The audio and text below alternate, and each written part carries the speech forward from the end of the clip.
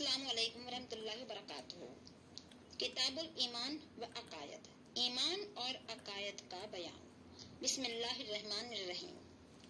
हजरत Umar bin Khattab रज़ियल्लाहु ताला अन्हु ने बयान फरमाया कि एक दिन हम हुजूर अक़दस सल्लल्लाहु अलैहि वसल्लम की खिदमत में बैठे हुए थे कि अचानक एक शख्स पर नजर पड़ी जो रसूल अल्लाह सल्लल्लाहु अलैहि वसल्लम की खिदमत में हाजिर होने के लिए चला आ रहा था। उसके कपड़े बहुत ज्यादा सफेद और बाल बहुत ज्यादा काले थे।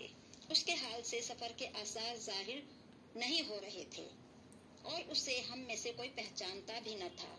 उसके इस हाल से ताज्जुब इसलिए हुआ कि मदीना मुनव्वरा का बाशिंदा होता तो उसे हम पहचानते होते, और अगर मुसाफिर था तो उसके पर सफर के आसार जाहिर होते और कपड़े मैले होते। उस वक्त तो ये भेद हम पर न खुला। बाद में आन हजरत सल्लल्लाहु अलैहि वसल्लम के बताने से इस भेद का पता चला। वो शख्स चलते चलते मजलिस तक आ पहुंचा, हत्ता के नबी करीम सल्लल्लाहु अलैहि वसल्लम के इस कदर करीब होकर बैठ गया कि अपने घुटने आन हजरत सल्लल्लाहु अलैहि वसल्लम के घुटनों से मिला दिए और अपनी हथेलियां आप सल्लल्लाहु अलैहि वसल्लम की रानों पर रख दी और उनसे सवाल किया कि ए मोहम्मद सल्लल्लाहु अलैहि वसल्लम, मुझे बताइए इस्लाम क्या है। नबी करीम सल्लल्लाहु अलैहि वसल्लम ने फरमाया, इस्लाम ये है कि तू ला इलाहा इल्लल्लाह मुहम्मदुर रसूलुल्लाह की गवाही दे और नमाज कायम करे और ज़कात अदा करे और रमजान के रोजे रखे और बैतुल्लाह का हज करे, बशर्ते कि तुझे वहां तक पहुंचने की इस्तात हो। इस जवाब को सुनकर उस शख्स ने कहा, सदकता, आप सल्लल्लाहु अलैहि वसल्लम ने ठीक फरमाया।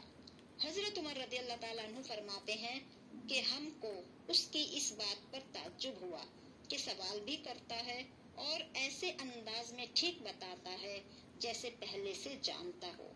फिर उसने कहा, बताइए ईमान क्या है। नबी करीम सल्लल्लाहु अलैहि वसल्लम ने फरमाया, ईमान ये है कि तू अल्लाह पर ईमान लाए और उसके फरिश्तों पर और उसकी किताबों पर और उसके रसूलों पर और आखिरत के दिन पर और तकदीर पर, भली हो या बुरी। ये जवाब सुनकर उसने फिर वही कहा, सदकता, आप सल्लल्लाहु अलैहि वसल्लम ने ठीक फरमाया। फिर उसने सवाल किया, अच्छा बताइए एहसान क्या है। आन हजरत सल्लल्लाहु अलैहि वसल्लम ने फरमाया, एहसान ये है कि तू अल्लाह की इस तरह इबादत करे जैसे तू उसे देख रहा है। सो अगर तू उसे नहीं देख रहा है, यानी अगर तुझे ऐसी कुव्वत इस्तेहजार हासिल नहीं है कि ये समझते हुए इबादत करे कि मैं अल्लाह को देख रहा हूँ, तो कम अज कम ये समझ कि बिलाशुबा अल्लाह मुझे देख रहा है। फिर उसने सवाल किया, अच्छा बताइए कयामत कब आएगी। आन हजरत सल्लल्लाहु अलैहि वसल्लम ने फरमाया कि सवाल करने वाला और जिससे सवाल किया गया है दोनों इस बारे में बराबर हैं, ना मुझे मालूम है ना तुम वाकिफ हो।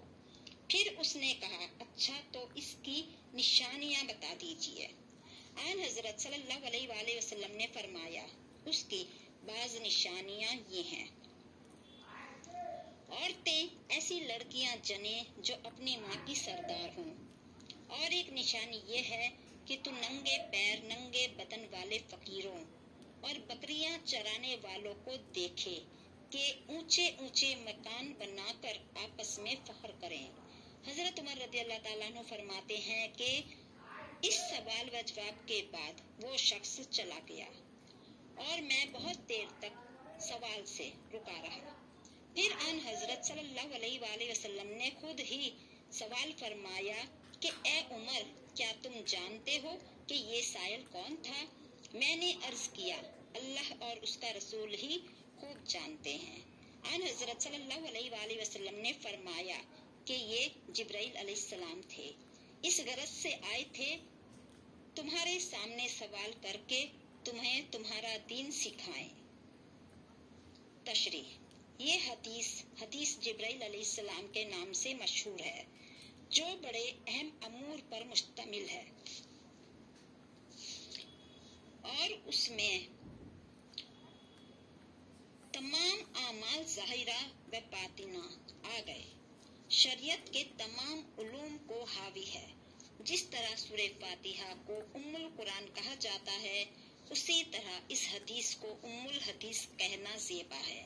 بسا اوقات حضرات صاحبہ رضی اللہ تعالیٰ عنہ دربار رسالت صلی اللہ علیہ وآلہ وسلم کے رعب کی وجہ سے کچھ دریافت نہیں کر سکتے تھے، اور یہ چاہا کرتے تھے کہ کوئی دیہاتی آ جائے تو وہ کچھ دریافت کر لے تو ہم کو بھی واقفیت ہو جائے۔ اسی رعب کو اللہ تعالیٰ نے حضرت صحابہ رضی اللہ تعالیٰ عنہ کے مزاجوں سے اس طرح دور فرمایا کہ حضرت جبرائیل علیہ السلام کو بھیجا تاکہ وہ اپنے حال سے بھی تعلیم دیں اور سوال سے بھی۔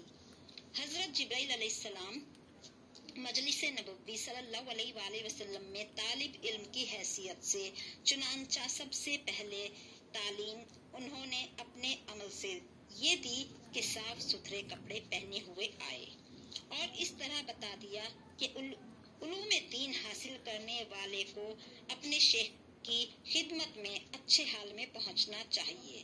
نیز انہوں نے اپنے عمل سے یہ بھی بتایا کہ استاد کے اتنے قریب بیٹھنا چاہیے جتنا قریب ہو جائے بہتر ہے۔ اس کے بعد انہوں نے سوالات شروع کیے۔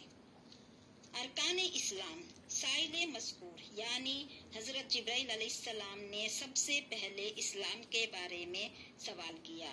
آن حضرت صلی اللہ علیہ وآلہ وسلم نے ان کے سوال کا جواب دیتے ہوئے اسلام کے 5 ارکان ارشاد فرما دیے۔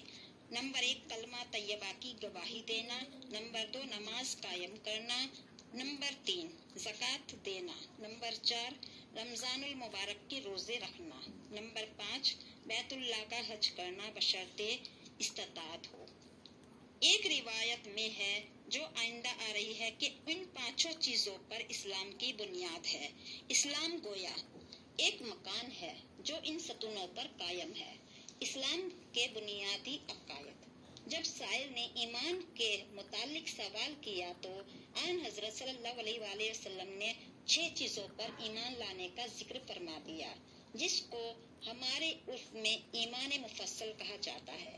نمبر 1 اللہ پر ایمان لانا، یعنی اس کی ذات و صفات کو اسی طرح ماننا جس طرح کتاب اللہ اور رسول اللہ صلی اللہ علیہ وآلہ وسلم نے بتایا ہے۔ نمبر 2 فرشتوں پر ایمان لانا، ان کو خدا کی مخلوق اور اس کا فرما بردار بندہ سمجھنا اور ان کے وجود کا قائل ہونا۔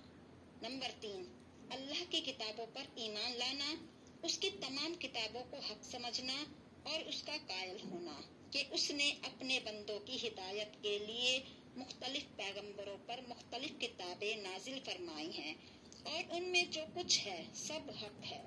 اللہ نے جس کتاب پر جس وقت عمل کرانا چاہا اپنے بندوں کو حکم دیا، اور اب اس نے قیامت تک صرف اپنی آخری کتاب قرآن مجید کو عمل کے لیے تجویز فرمایا ہے، جو آخری نبی حضرت فخر عالم محمد رسول اللہ صلی اللہ علیہ وآلہ وسلم پر نازل فرمائی ہے۔ نمبر 4 اللہ کے پیغمبروں پر ایمان لانا کہ اللہ نے اپنے بندوں کی ہدایت کے لیے بڑی بڑی تعداد میں پیغمبر بھیجے، ان سب پر ایمان رکھتا ہوں، یعنی سب کو اللہ کا پیغمبر مانتا ہوں۔ سب ہادی تھے، وہ ساری مخلوق سے افضل ہیں، ان کی ذرا سی گستاخی کرنا بھی کفر ہے۔ سب سے آخر میں اللہ نے حضرت محمد رسول اللہ صلی اللہ علیہ وآلہ وسلم کو خاتم النبیین بنا کر بھیجا۔ وہ قیامت تک سارے عالم کے واسطے اللہ کے رسول ہیں، ان کا ماننا اور ان کے لائے ہوئے احکامات پر عمل کرنا فرض اور ضروری ہے، اور انہوں نے جو عقائد بتائے ہیں ان کا ماننا فرض ہے۔ ان کے بعد کوئی نبی نہیں ہو سکتا۔ جو شخص ان کے بعد کسی کو نبی یا رسول مانے وہ اللہ تعالیٰ کے صریح ارشاد ولیکن الرسول اللہ و خاتم النبیین کا منکر ہونے کی وجہ سے کافر ہے، ہوا اس کا نام مسلمانوں کے ناموں کی طرح ہو۔ نمبر 5 آخرت کے دن پر ایمان لانا، یعنی قیامت آنے اور مرنے کے بعد جی اٹھنے اور حساب و کتاب، پل صراط، جنت اور جہنم اور وہ واقعات جن کا ذکر قرآن و حدیث میں خاص قیامت کے دن اور اس کے بعد کے حالات کے سلسلے میں آیا ہے، ان سب کو حق جاننا اور ماننا۔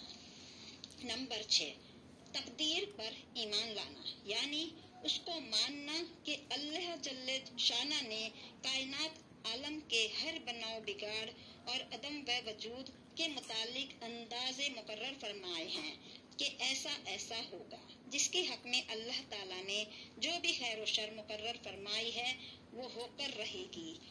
ان 6 چیزوں پر ایمان لانا، ان کو بغیر کسی ریب اور شک کے سچے دل سے ماننا ایمان ہے۔ جتنے بھی عقائد اور اعمال ہیں وہ ان 6 میں آ جاتے ہیں۔ باقی قصہ انشاءاللہ اگلی ویڈیو میں۔ السلام علیکم ورحمۃ اللہ وبرکاتہ۔ ہماری ویڈیو آپ کو پسند آئی تو please like, share and subscribe my channel. السلام علیکم، دعا میں یاد رکھنا۔